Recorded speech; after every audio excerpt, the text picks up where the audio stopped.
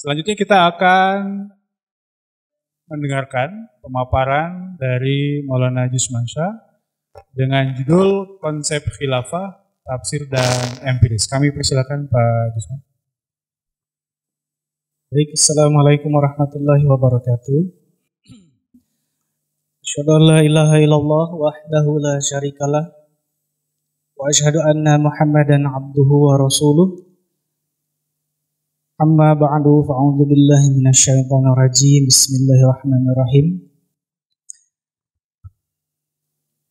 Pada kesempatan ini saya akan membahas tentang konsep khilafah secara tafsir dan empirisnya. Tadi Pak Nana sudah menjelaskan dengan metode bayani,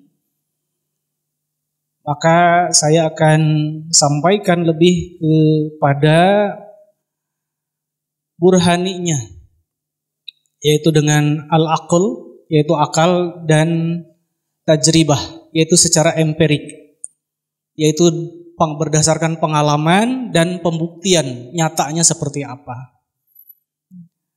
Sebelum memulai pembahasan yang akan saya sampaikan tentang konsep khilafah, ini saya sampaikan sebagai pembuka, walaupun tadi juga telah disampaikan oleh Bapak Iskandar Ahmad Gumaing. Bagaimana di gambar pertama itu adalah para demonstran di Hamburg, Jerman sekitar bulan Maret dan Mei kemarin, 5 bulan yang lalu lah.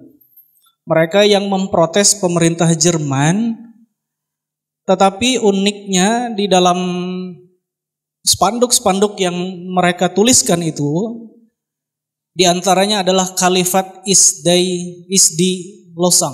Saya nggak tahu bahasa Jerman lah, tapi artinya adalah khalifah adalah solusi. Karena mereka memprotes ketika pemerintah Jerman mendukung Israel. Artinya di sini kita melihat bagaimana semangat gejolak orang-orang Islam, termasuk Islam di Barat, untuk menegakkan khalifah sebagai solusi di zaman saat ini. Kemudian yang kedua itu adalah orang-orang yang menentang, mengingatkan sebelumnya adalah ada khalifah ISIS. Ada khalifah ISIS, kemudian ini adalah orang yang mengumandangkan, dan tadi juga disebutkan ada juga orang yang menolak. Jadi kalau di dialektika itu ini adalah tesa yang membentuk ingin menjadi khalifah, kemudian sintesanya kebalikannya adalah ada orang yang tidak ingin membuat khalifah, menentang khalifah, atau disebutkan tadi tidak ada ayat khalifah atau tidak relevan dan lain-lain. Nah, pada kesempatan ini saya akan sampaikan sintesanya, yaitu Khalifah Ahmadiyah, yang pada saat ini di Ahmadiyah telah berdiri khalifah sampai 5 khalifah. Ini adalah ayat istikhlaf, yaitu ayat tentang janji pembentukan khalifah yang tadi sudah disampaikan oleh Pak Ustadz Nana. Sebuah ayat yang sudah umum diketahui oleh orang-orang bahwa ayat ini adalah sebagai janji Allah Ta'ala untuk terbentuknya khalifah. A'udzu billahi minasyaitonir rajim. Wa'adallahu alladhina amanu minkum wa 'amilus shalihat la yastakhlifannahum fil ard kama stakhlafal ladzina min qablihim wa la yumakkinanna lahum dinahumul ladzir tadallahum wa la yubaddilannahum min ba'di khaufihim amna ya'budunani la yusyrikuna bi syai'a wa man kafara dzalika faulaika humul fasiqun. Allah telah berjanji kepada orang-orang yang beriman di antara kamu dan berbuat amal soleh bahwa Dia pasti akan menjadikan mereka itu khalifah di bumi ini, sebagaimana Dia telah menjadikan khalifah orang-orang yang sebelum mereka. Dan Dia pasti akan meneguhkan bagi mereka agama mereka yang telah Dia ridhoi bagi mereka, dan pasti dia akan memberi mereka keamanan dan kedamaian sebagai pengganti sesudah ketakutan mencekam mereka. Mereka akan menyembah aku dan mereka tidak akan mempersekutukan sesuatu dengan aku. Dan barang siapa ingkar sesudah itu, mereka itulah orang-orang yang durhaka. Saya akan jelaskan secara ringkas dari tafsir Ahmadiyah, yaitu berdasarkan tafsir Kabir, Khalifah yang kedua, dan juga ada penjelasan dari Hazrat Mirza Ghulam Ahmad dalam buku Syahadatul Quran. Jadi ayat ini mengandung janji bahwa umat Islam akan dianugerahi kepemimpinan rohani, yaitu khalifah. Tadi telah dijelaskan secara bahasa, la yastakhlifannahum itu adalah pengertiannya kepada pembentukan khalifah. Karena memang ada sebagian orang yang memaknai kata la yastakhlifannahum itu sebagai menjadikan kalian berkuasa di bumi. Nah, tetapi ya menurut pendekatan bahasa tadi yang lebih tepat adalah menjadikan mereka khalifah di bumi. Dan dalam ayat ini pemenuhan dari janji ini tergantung kepada ketaatan umat Islam kepada sholat dan zakat di ayat setelahnya, serta ketaatan kepada Rasulullah Shallallahu Alaihi Wasallam. Dan karena Rasulullah Shallallahu Alaihi Wasallam saat ini sebagai satu-satunya pembimbing umat manusia sepanjang masa, maka khalifah beliau juga harus terus ada hingga akhir zaman. Sebagian orang berpendapat bahwa janji di dalam ayat istikhlaf di dalam surah An-Nur ini ayat 56 itu bersifat khusus karena ada kata minkum. Wa'adallahu alladzina amanu minkum. Allah berjanji ya dari antara orang-orang beriman di antara kalian. Jadi ini adalah wahyu ketika datang kepada Rasulullah SAW. Artinya janji ini hanya terbatas kepada zaman Khalifah Rashidah atau zaman para sahabat Rasulullah SAW dan tidak akan berlangsung, bukan bersifat umum dan tidak akan berlangsung seterusnya. Nah, dalam menjelaskan hal ini, mengomentari ayat ini dalam buku Syahadatul Quran, Hazrat Mirza Ghulam Ahmad alaihissalam menjelaskan bahwa ayat ini bersifat umum, berkesinambungan dan seterusnya. Tadi secara bahasa sudah dijelaskan oleh Pak Nana ya, ini bentuknya adalah fi'il mudhari. Nah, janji ini memang ada kata minkum di dalam ayat tersebut, tetapi dalam pola di Al-Quran sesuatu hal yang lumrah ketika sesuatu itu yang terlihat secara nasnya ditujukan kepada kaum atau waktu tertentu tetapi berlakunya sepanjang masa untuk seterusnya. Misal ketika di dalam surah Al-A'raf ayat 128 kata Hazrat Masih Maud bahwa umat Musa alaihissalam mengeluh kepada beliau bagaimana mereka itu dizalimi oleh Fir'aun bukan hanya di zaman beliau tetapi di zaman dulu. Maka Nabi Musa alaihissalam kemudian menjawab wa yastakhlifahum fil ard. Maka dia akan menjadikan khalifah di antara kalian. Nah, kalau kita lihat di sini, memang ini tertuju kepada bangsa tertentu, yaitu kepada suku bangsa Nabi Musa alaihissalam pada saat itu. Tetapi janji bahwa la yastakhlifahum, ya kata Nabi Musa, nyatanya ketika di zaman Fir'aun memang belum terlihat ada khalifah atau pemimpin raja-raja. Tetapi setelah itu kita melihat bagaimana datang Nabi Sulaiman, Nabi Daud yang menjadi khalifahnya Musa alaihissalam, hal itu ternyata berlangsung secara empiriknya terjadi. Nah, begitu juga dengan menurut Hazrat Mirza Ghulam Ahmad bahwa la yastakhlifannahum ini adalah yang ada kata minkum tetapi akan berlangsung seterusnya. Yang kedua, saya akan sampaikan tentang hadis tentang khilafah.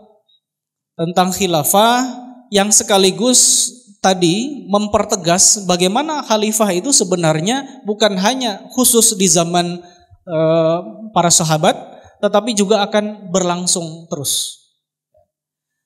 Dalam sebuah hadis dalam Musnad Ahmad bin Hambal, Kitabur Riqaq, dijelaskan takunu nubuwata fikum masyaallahu an takun thumma yarfa'ullahu ta'ala thumma takunu khilafatun ala minhajin nubuwah masyaallah an takun thumma yarfa'ullahu ta'ala thumma takunu mulkan 'adhan fatakunu masyaallah an takun thumma yarfa'ahullah ta'ala thumma takunu mulkan jabariyatan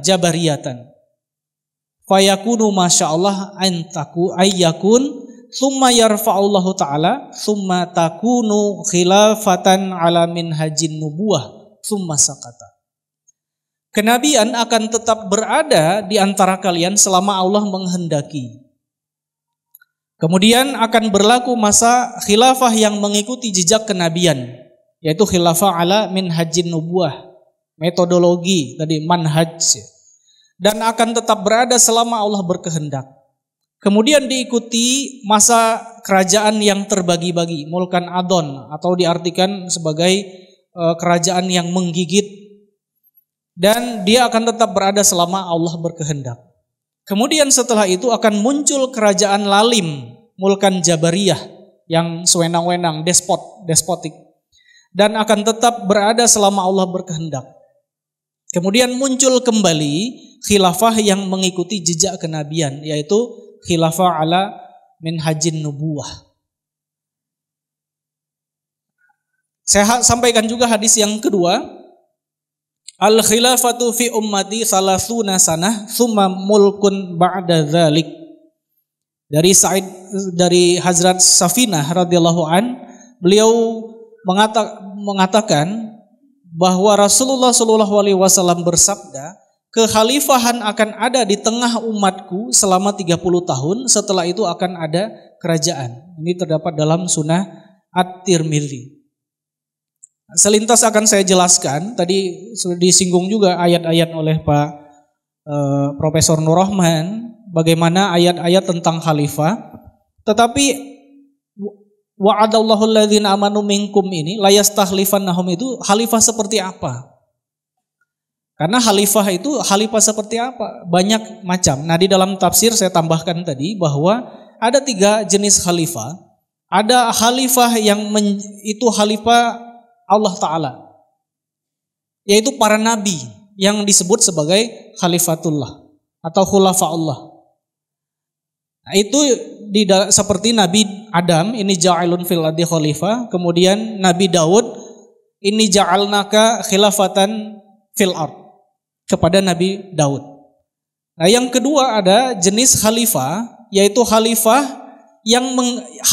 dalam bentuk nabi yang menggantikan nabi sebelumnya, yaitu khalifah-khalifah yang disebut nabi juga, ya, yang mengikuti kekhalifahan kenabian Nabi Musa alaihissalam. Nah, yang ketiga adalah khalifah yang bukan nabi, khalifatun nabi atau khalifatul rasul, seperti khalifah Rashidah.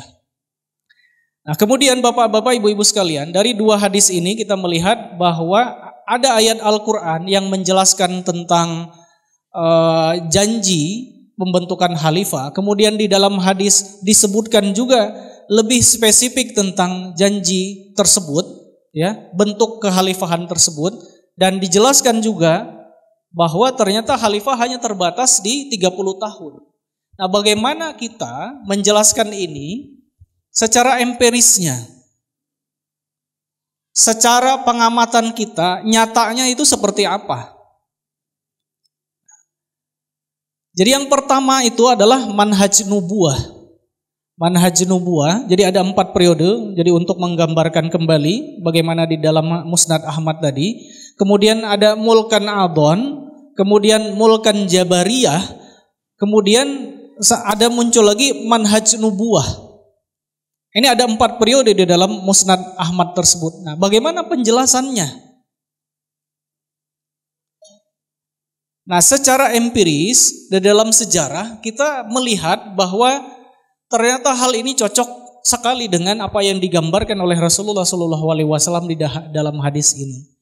Yang pertama adalah Khalifah Rashidah, ya, selama 30 tahun.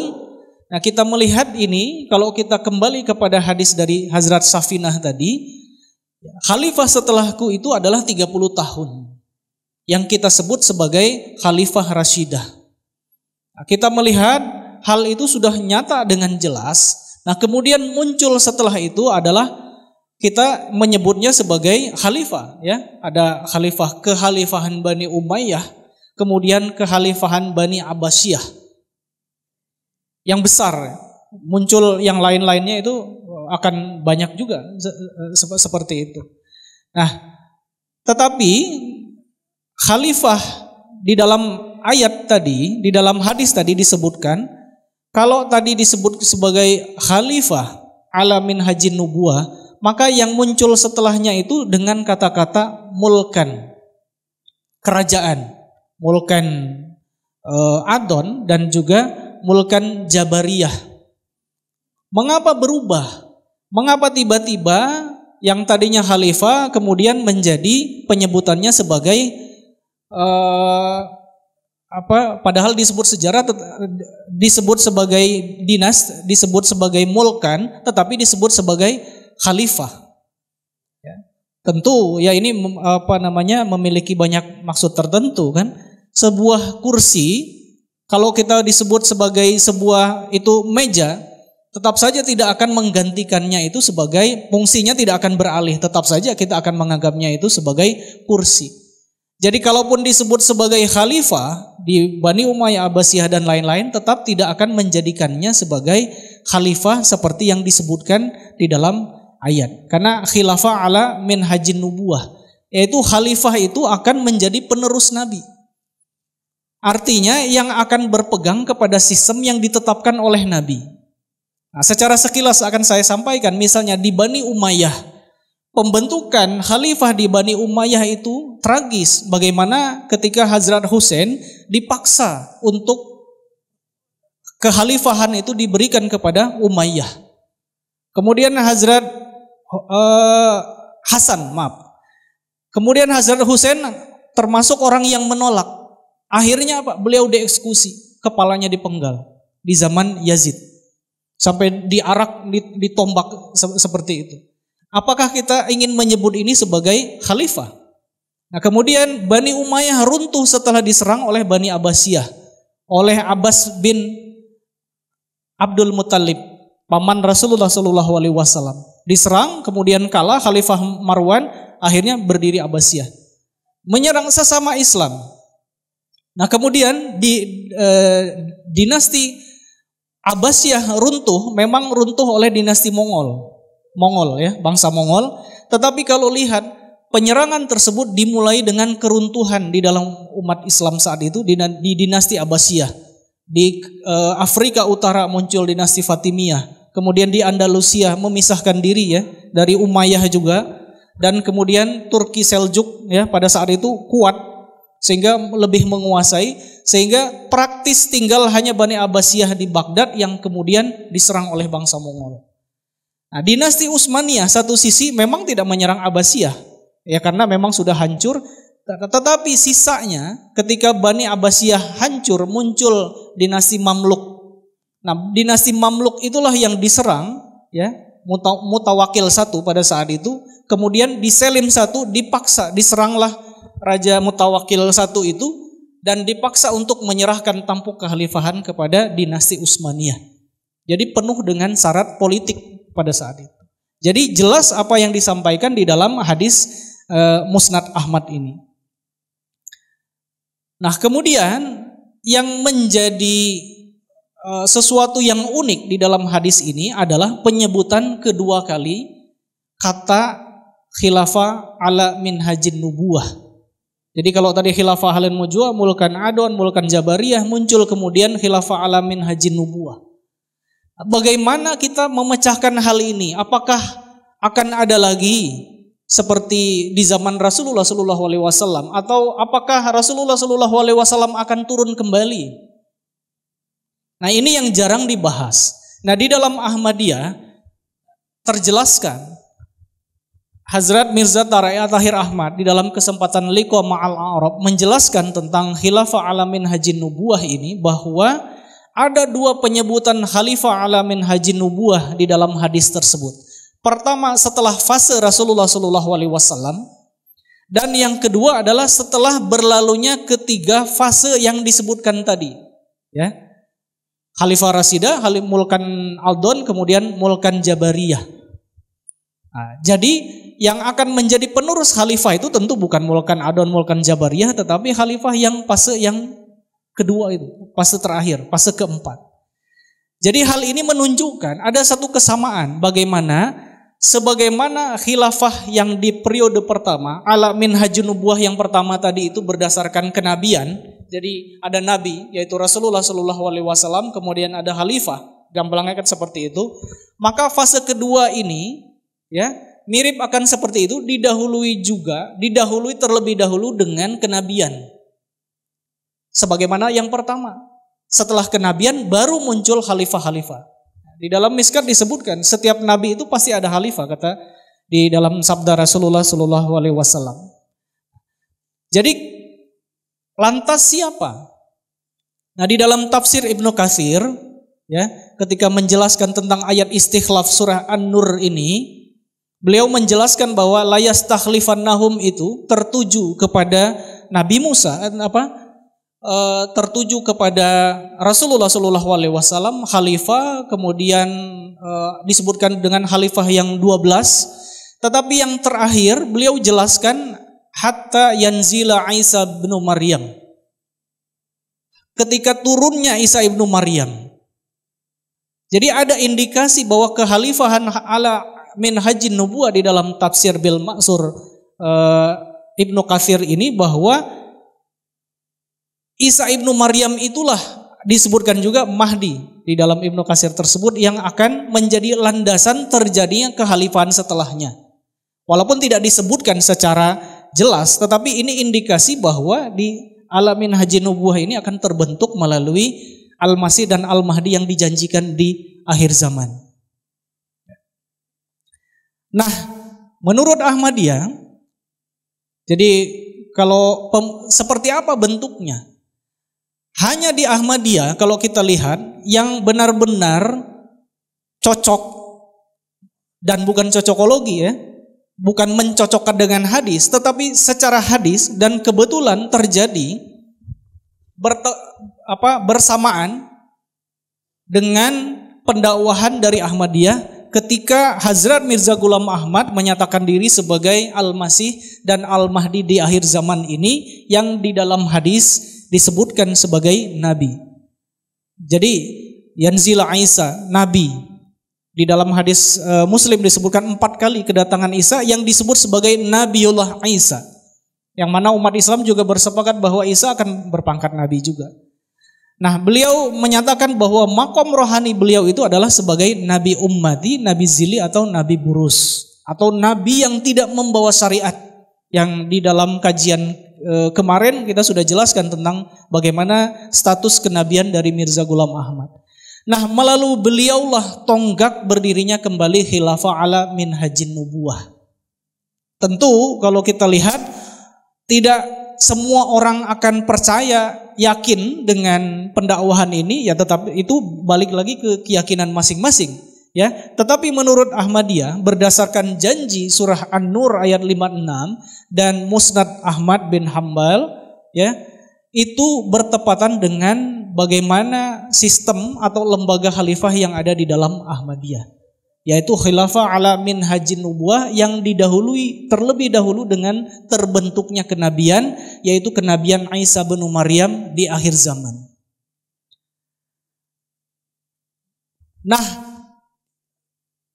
nyata, ya, terjadinya khilafah Ahmadiyah itu adalah pada tanggal 27 Mei 1908 ketika Hazrat Maulvi Hakim Nuruddin terpilih menjadi Khalifatul Masih. Jadi kalau di Ahmadiyah ini disebut sebagai hari khilafat. Jadi terbentuknya khilafat Ahmadiyah yaitu tanggal 27 Mei Yang mana setiap tanggal tersebut kita peringati sebagai berdirinya khilafah akhir zaman, yaitu Khalifatul Masih atau Khalifatul Masih, yaitu Khalifah Al-Masih akhir zaman, yaitu Khalifah Nabi Isa yang dijanjikan di akhir zaman. Jadi beliaulah yang menjadi khalifah pertama tahun 1908 sampai 1914. Jadi di bawah meneruskan dari Khalifatul Masih sesuai dengan khilafah ala minhajin nubuwah sebagaimana di dalam kekhalifahan Rasyidah. Nah, yang kedua, Hazrat Mirza Basruddin Mahmud Ahmad tahun 1914 sampai 1965, beliau adalah sebagai khalifah yang kedua, Khalifatul Masih yang kedua. Yang selanjutnya adalah Hazrat Mirza Nasir Ahmad 1965 sampai 1982. Jadi beliau terpilih sebagai Khalifatul Masih yang ketiga. Selanjutnya adalah Hazrat Mirza Tahir Ahmad. Itu beliau terpilih sebagai khalifah keempat dari tahun 1982 sampai dengan 2003. Dan yang terakhir adalah Hazrat Mirza Masrur Ahmad dari tahun 2003 sampai dengan sekarang. Jadi jelas dari sini ya, menurut penafsiran Ahmadiyah dan keyakinan Ahmadiyah bahwa ayat istikhlaf, janji pembentukan khilafah dan periode yang telah dilalui dan ketepatannya pun dan akhirnya berdiri dinyatakan Khalifah Ahmadiyah ketika Hazrat Masih Maud menyatakan diri sebagai Al-Masih dan Al-Mahdi, maka tepat sekali gambaran di dalam Musnad Ahmad itu. Khilafah ala minhajin nubuwah, mulkan adon, mulkan jabariyatan, kemudian kembali lagi di akhir zaman yaitu adalah khilafah ala minhajin nubuwah. Ini saja pembahasan dari saya. Sekian.